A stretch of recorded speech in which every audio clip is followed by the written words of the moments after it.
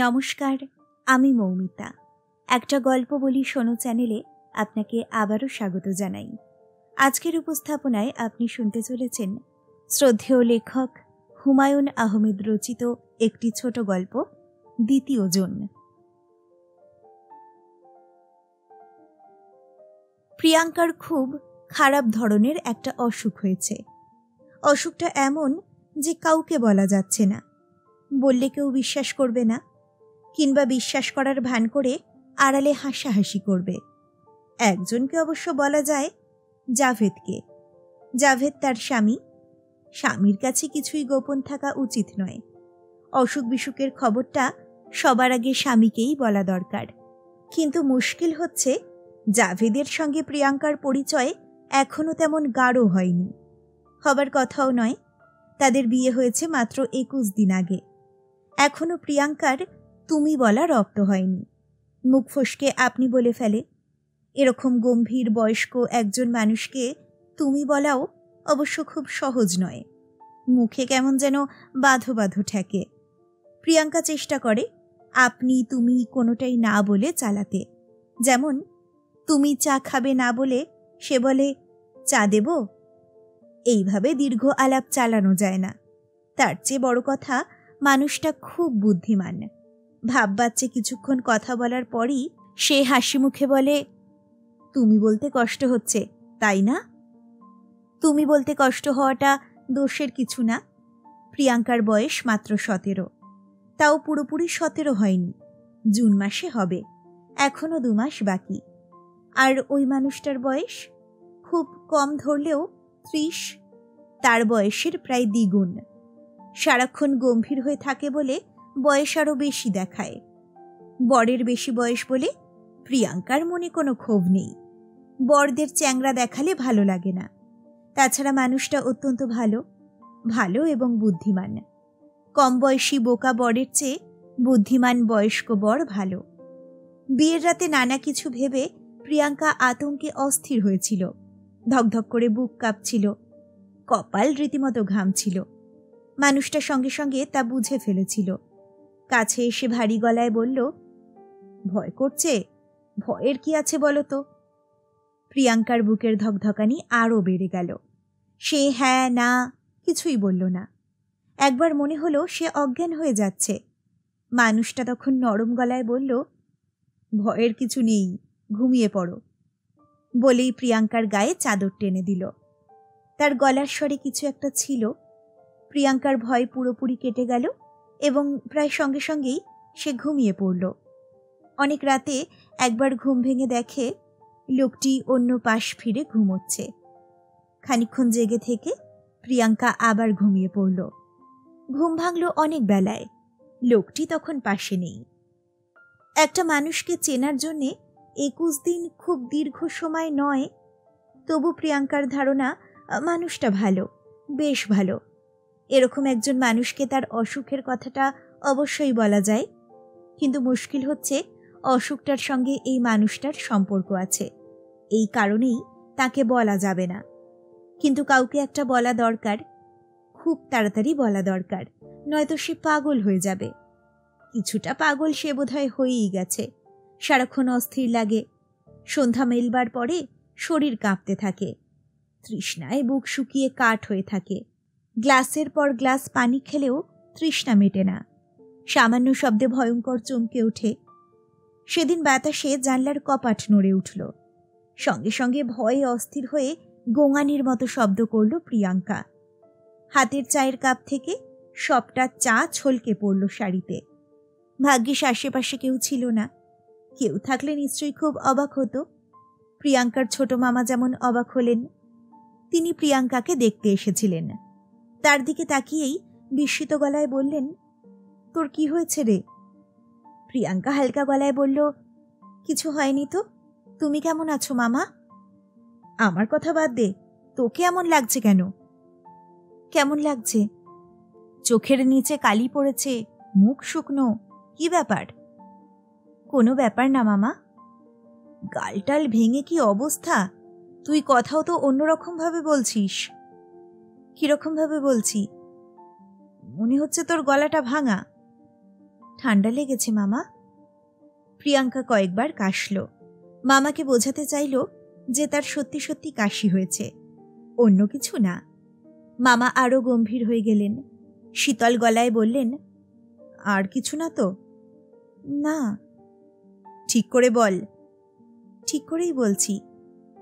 প্রিয়াঙ্কার কথায় তার মামা খুব আশ্বস্ত হলেন বলে মনে হল না। সারাক্ষণ গম্ভীর হয়ে রইলেন। চায়ের কাপে 2টা চুমুক দিয়েই রেখে দিলেন। যাই রে মা বলেই কোনো দিকে না তাকিয়ে হনহন করে চলে গেলেন। মামা চলে যাবার 1 ঘন্টার ভেতরেই মামি এসে হাজির। বোঝাই যাচ্ছে মামা পাঠিয়ে দিয়েছেন। মামি প্রিয়াঙ্কাকে দেখে আঁতকে উঠলেন। প্রায় চেঁচিয়েই বললেন, 1 সপ্তাহ আগে তোকে কি দেখেছি আর এখন কি দেখছি? কি ব্যাপার? তুই খোলাখুলি বল তো, কি সমস্যা? প্রিয়াঙ্কা শুকনো হাসি হেসে বলল, কোনো সমস্যা না। মামি কঠিন গলায় বললেন, তুই বলতে না চাইলে আমি কিন্তু জামাইকে জিজ্ঞেস করব, জামাই আসবে কখন? ও আসবে রাত 8টার দিকে। ওকে কিছু জিজ্ঞেস করতে হবে না মামি, আমি বলছি। বল, কিচ্ছু লুকোবি না। প্রিয়াঙ্কা প্রায় ফিসফিস করে বলল, আমি ভয় পাই মামি। কিসের ভয়? কি যেন দেখি। কি দেখিস? নিজেও ঠিক জানি না কি দেখি। ভাষা ভাষা কথা বলবি না, পরিষ্কার করে বল কি দেখিস। প্রিয়াঙ্কা এক পর্যায়ে ফুঁপিয়ে কেঁদে উঠে বলল, মামি, আমি বোধহয় পাগল হয়ে গেছি। আমি কি সব যেন দেখি। সে কি দেখে তা তিনি অনেক প্রশ্ন করেও বের করতে পারলেন না।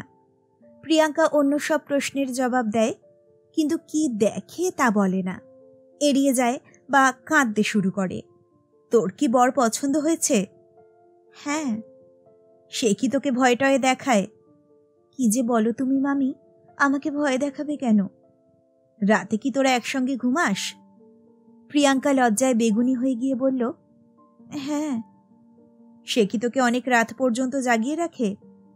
কি সব প্রশ্ন করো মামি তুমি? আমি যা বলছি তার জবাব দে। না, জাগিয়ে রাখে না। মামি অনেকক্ষণ থাকলেন। প্রিয়াঙ্কাদের ফ্ল্যাটে ঘুরে ঘুরে দেখলেন। কাজের মেয়ে এবং কাজের ছেলেটির সঙ্গে কথা বললেন। কাজের মেয়েটির নাম মারিয়াম, দেশ খুলনা। ঘরের যাবতীয় কাজ সেই করে।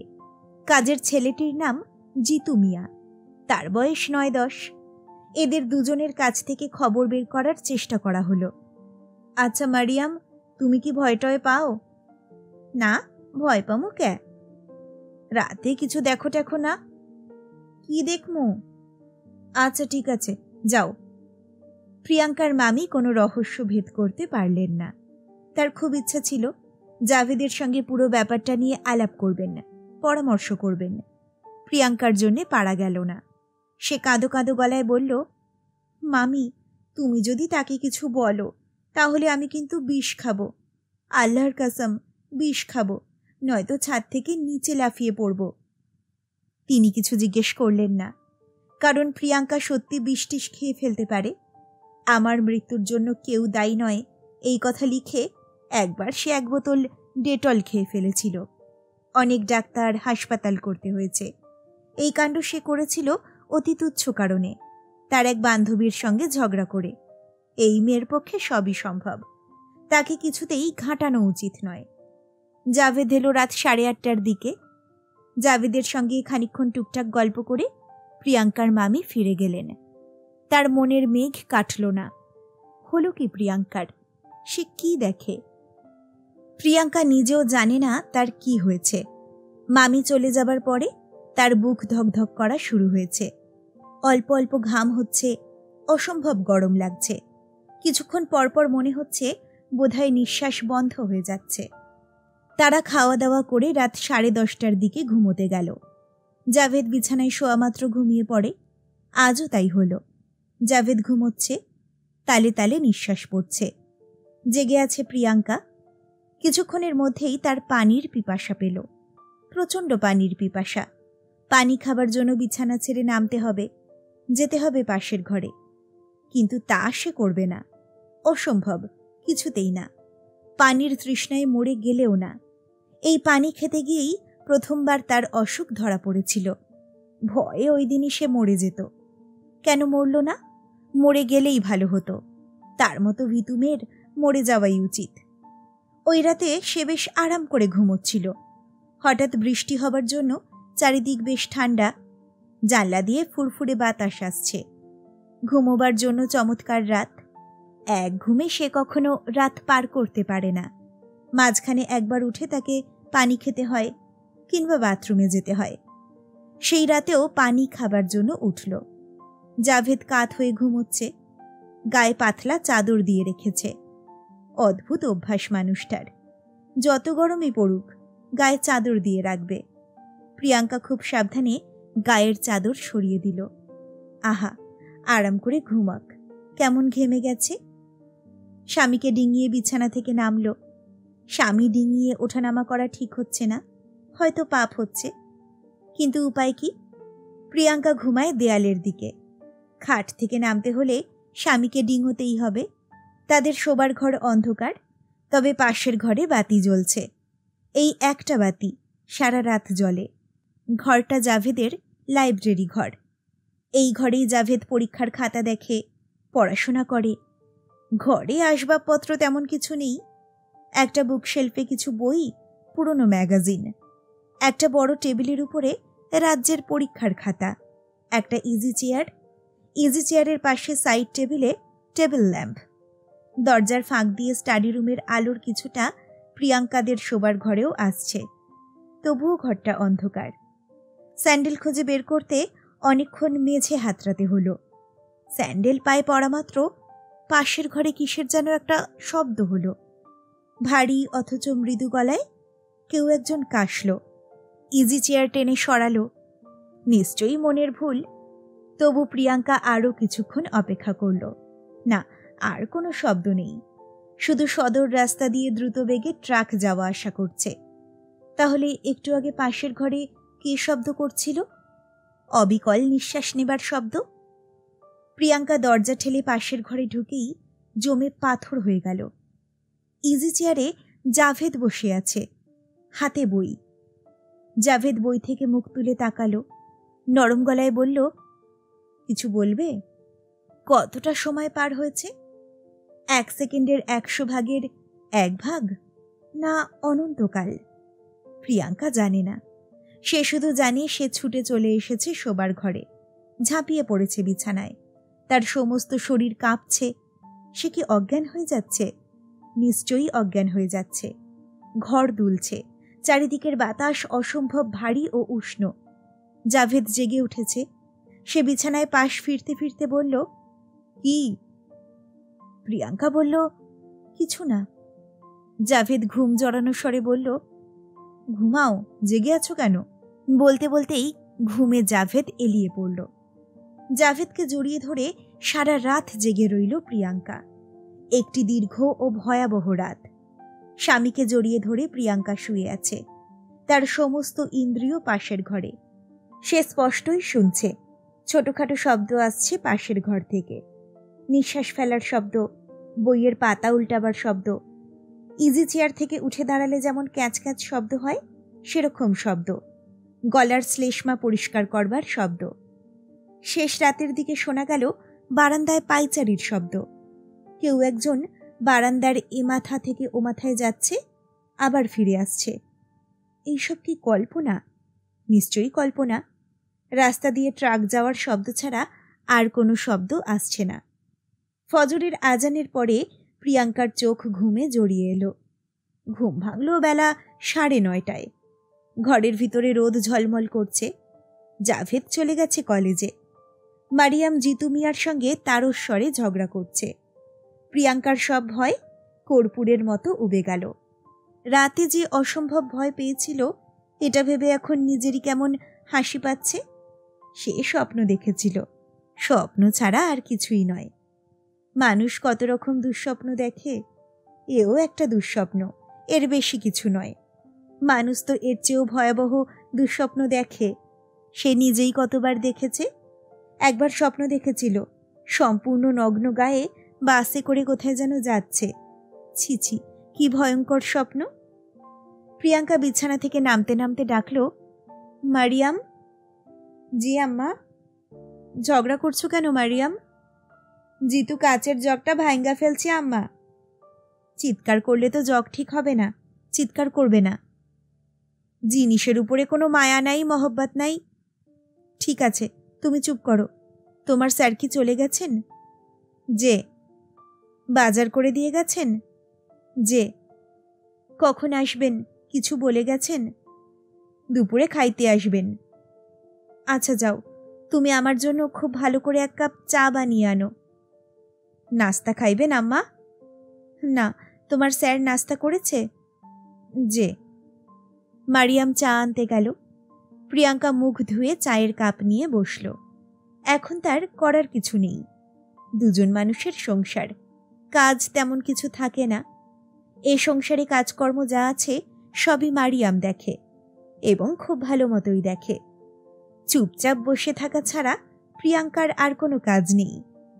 এই ফ্ল্যাটে অনেক গল্পের বই আছে। গল্পের বই পড়তে প্রিয়াঙ্কার ভালো লাগে না। ইউনিভার্সিটির ভর্তি পরীক্ষার জন্য পড়াশোনা করা দরকার। পড়তে ভালো লাগে না, কারণ প্রিয়াঙ্কা জানে পড়ে লাভ হবে না, সে পাশ করতে পারবে না। কোনো একটা কলেজেই তাকে বিয়ে পড়তে হবে, কে জানে হয়তো জাভেদের কলেজেই। যদি তাই হয় তাহলে জাভেদ কি তাকে পড়াবে? ক্লাসে তাকে কি বলে ডাকবে? স্যার। চায়ের কাপ নিয়ে বারান্দায় এসে দাঁড়াতেই মারিয়াম তাকে একটা চিঠি দিল। কিসের চিঠি মারিয়াম? স্যার দিয়া গেছে। চিঠি না, চিরকুট। জাভেদ লিখেছে, প্রিয়াঙ্কা, তোমার গাটা গরম মনে হলো, তৈরি হয়ে থেকো, আমি দুপুরে তোমাকে একজন ডাক্তারের কাছে নিয়ে যাব। প্রিয়াঙ্কার মনটা হঠাৎ ভালো হয়ে গেল। মানুষটা ভালো, হৃদয়বান এবং বুদ্ধিমান। স্বামীদের কত রকমের অন্যায় দাবি থাকে, তার তেমন কিছু নেই। অন্যদের দিকেও খুব তীক্ষ্ণ দৃষ্টি। প্রিয়াঙ্কা কেন, আজ যদি জিতু মিয়ারও জ্বর হয় তাকেও সে সঙ্গে সঙ্গে ডাক্তারের কাছে নিয়ে যাবে। জাভেদ এমন একজন স্বামী যার উপরে ভরসা করা যায়। যে যাই বলুক, এই মানুষটাকে স্বামী হিসেবে পেয়ে তার খুব লাভ হয়েছে। জাভেদের আগে একবার বিয়ে হয়েছে, সেটা নিশ্চয়ই অপরাধ নয়। বেচারার স্ত্রী মারা গেছে বিয়ের 8 মাসের মাথায়। স্ত্রীর মৃত্যুর সঙ্গে সঙ্গে সে বিয়ে করবার জন্য অস্থির হয়ে পড়েনি। 2 বছর অপেক্ষা করেছে। মামা মামি যে তাকে দোজবর একটি ছেলের সঙ্গে বিয়ে দিয়েছেন, এটা নিয়েও প্রিয়াঙ্কার মনে কোনো ক্ষোভ নেই। মামা দরিদ্র মানুষ, তিনি আর কত করবেন? যথেষ্টই তো করেছেন। মামি নিজের গয়না ভেঙে তাকে গয়না করে দিয়েছেন। কজন মানুষ এরকম করে? 8-9টা নতুন শাড়ি কিনে দিয়েছেন। এর মধ্যে একটা শাড়ি আছে 1200 টাকা দামের। জাভেদের আগের স্ত্রীর অনেক শাড়ি এই ঘরে রয়ে গেছে। ওই মেয়েটির শাড়ির দিকে তাকালে মনে হয় খুব শৌখিন মেয়ে ছিল। ড্রেসিং টেবিল ভর্তি সাজগোজের জিনিস, কিছুই ফেলে দেওয়া হয়নি। বসার ঘরে মেয়েটির বড় একটি বাঁধানো ছবি আছে, খুব সুন্দর মুখ, তাকিয়ে থাকতে ইচ্ছে করে। এই ডাক্তার জাভেদের বন্ধু, কাজেই ডাক্তার অনেক আজেবাজে রসিকতা করল। যেমন হাসি মুখে বলল, ভাবি কেমন শুকনো দেখাচ্ছে কেন? সংসারে কেউ নতুন আসছে নাকি? বুদ্ধিমান হয়ে ঠিক কাজটি করে ফেলেননি তো? 2 সপ্তাহও হয়নি যার বিয়ে হয়েছে, তার সঙ্গে কি এরকম রসিকতা করা যায়? রাগে প্রিয়াঙ্কার গা জ্বলতে লাগলো। ডাক্তার তাকে 1 গাদা ভিটামিন দিলেন এবং বললেন, ভাবিকে মনে হচ্ছে রাতে ঘুমুতে টুমুতে দেন না, দুপুরে ঘুমিয়ে পুষিয়ে নেবেন, নয়তো শরীর খারাপ করবে। প্রিয়াঙ্কা বাড়ি ফিরল রাগ করে। সন্ধে মেলবার পরে সেই রাগ ভয়ে রূপান্তরিত হল। সীমাহীন ভয় তাকে গ্রাস করে ফেলল। এ ঘর থেকে ও ঘরে যেতে ভয়, বারান্দায় যেতে ভয়। হাত মুখ ধুতে বাথরুমে গিয়েছে। বাথরুমের দরজা বন্ধ করার সঙ্গে সঙ্গে মনে হলো সে আর দরজা খুলতে পারবে না। দরজা আপনা আপনি আটকে গেছে। সে দরজা খোলার চেষ্টা না করেই কাঁপা গলায় ডাকতে লাগল, মারিয়াম, ও মারিয়াম, মারিয়াম। রাতে আবার ওই দিনের মতো হলো। জাভেদ পাশেই প্রায় নিশ্চিন্তে ঘুমোচ্ছে, আর প্রিয়াঙ্কা স্পষ্টই শুনছে স্যান্ডেল পরে বারান্দায় কে যেন পায়চারি করছে। প্রিয়াঙ্কা নিজেকে বোঝালো ও কেউ না, ও হচ্ছে মারিয়াম। মারিয়াম হাঁটছে, ছোট ছোট পা ফেলছে। মারিয়াম ছাড়া আর কে হবে? নিশ্চয়ই মারিয়াম। স্যান্ডেলে কেমন ফটফট শব্দ হচ্ছে। জাভেদ যখন স্যান্ডেল পরে হাঁটে তখন এরকম শব্দ হয় না। একবার কি বারান্দায় উঁকি দিয়ে দেখবে? কি হবে উঁকি দিলে? কিছুই হবে না, ভয়টা কেটে যাবে। রাত 1টা বাজে, এমন কিছু রাত হয়নি। রাত 1টায় ঢাকা শহরের অনেক দোকানপাট খোলা থাকে। এই তো পাশের ফ্ল্যাটের বাচ্চাটা কাঁদছে, এখন নিশ্চয়ই বারান্দায় যাওয়া যায়। খুব সাবধানে জাভেদকে ডিঙিয়ে প্রিয়াঙ্কা বিছানা থেকে নামল। তার হাত পা কাঁপছে, তৃষ্ণায় বুক ফেটে যাচ্ছে, কানের কাছে কেমন ঝাঁঝা শব্দ হচ্ছে। সব অগ্রাহ্য করে সে বারান্দায় চলে এলো। আর তার সঙ্গে সঙ্গে বারান্দায় দাঁড়ানো মানুষটা বলল, প্রিয়াঙ্কা, 1 গ্লাস পানি দাও তো। বিছানায় যে মানুষটা শুয়ে আছে, এই মানুষটাই সেই জাভেদ। তার পরনে জাভেদের মতোই লুঙ্গি, হাত কাটা গেঞ্জি, মুখ গম্ভীর ও বিষণ্ণ। প্রিয়াঙ্কা ছুটে শোবার ঘরে চলে এলো, কোনো মতে বিছানায় উঠল। ওই তো জাভেদ ঘুমোচ্ছে, গায়ে চাদর টানা। এতক্ষণ যা দেখেছি ভুল দেখেছি, যা শুনেছি তাও ভুল। কিছু একটা আমার হয়েছে, ভয়ঙ্কর কোনো অসুখ। সকাল হলেই আমার এই অসুখ থাকবে না। আল্লাহ, তুমি সকাল করে দাও, খুব তাড়াতাড়ি সকাল করে দাও। সব মানুষ জেগে উঠুক, সূর্যের আলোয় চারিদিক ভরে যাক। সে জাভেদকে শক্ত করে জড়িয়ে ধরল। জাভেদ ঘুম ঘুম গলায় বলল, কি হয়েছে? সকালবেলা সত্যি সত্যি সব স্বাভাবিক হয়ে গেল। রাতে এরকম ভয় পাওয়ার জন্য লজ্জা লাগতে লাগলো। জাভেদ কলেজে যাওয়ার পরে সে স্বাভাবিক ভঙ্গিতে মারিয়ামকে তরকারি কাটায় সাহায্য করতে গেল। মারিয়াম বলল, আফার শরীর কি খারাপ? না। আপনার কিছু করণ লাগতো না আফা, আপনি গিয়ে হুইয়া থাকেন। এইমাত্র তো ঘুম থেকে উঠলাম, এখন আবার কি শুয়ে থাকব? চা বানায়া দেই? দাও। আচ্ছা মারিয়াম, তোমার আগের আপাও কি আমার মতো চা খেত? ভয়ে আপনার মতো চুপচাপ থাকতো না, সারাদিন হইচই করত, গান বাজনা করত। মারা গেলেন কিভাবে? হঠাৎ মাথাটা খারাপ হইয়া গেল, উল্টোপাল্টা কথা কওয়া শুরু করল, কি জানি দেখে। প্রিয়াঙ্কা শঙ্কিত গলায় বলল, কি দেখে? 2টা মানুষ নাকি দেখে, একটা আসল একটা নকল। কোনটা আসল কোনটা নকল বুঝতে পারে না।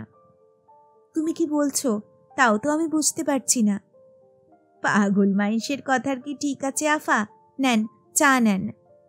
প্রিয়াঙ্কা মাথা নিচু করে চায়ের কাপে ছোট ছোট চুমুক দিচ্ছে। একবারও মারিয়ামের দিকে চোখ তুলে তাকাচ্ছে না। তার ধারণা, তাকালেই মারিয়াম অনেক কিছু বুঝে ফেলবে যে প্রিয়াঙ্কারও একই অসুখ হয়েছে। সে চায় না মারিয়াম কিছু বুঝুক, কারণ তার কিছুই হয়নি। অসুখ করেছে, অসুখ কি মানুষের করে না? করে, আবার সেরেও যায়, তারটাও সারবে। রাত গভীর হচ্ছে, বাইরে বৃষ্টি পড়ছে টুপটুপ করে। খোলা জানলায় হাওয়া আসছে। প্রিয়াঙ্কা জাভেদকে জড়িয়ে ধরে শুয়ে আছে, তার চোখে ঘুম নেই। পাশের ঘরে বইয়ের পাতা উল্টানোর শব্দ হচ্ছে। এই যে সিগারেট ধরালো, সিগারেটের ধোঁয়ার গন্ধ ভেসে আসছে। ইজি চেয়ার থেকে উঠল, ক্যাঁচকোচ শব্দ হচ্ছে ইজি চেয়ারে। প্রিয়াঙ্কা স্বামীকে সজোরে জড়িয়ে ধরে কাঁপা গলায় ডাকল, এই এই। ঘুম ভেঙে জাভেদ বলল, কি? প্রিয়াঙ্কা ফিসফিস করে বলল, না কিছু না, তুমি ঘুমো।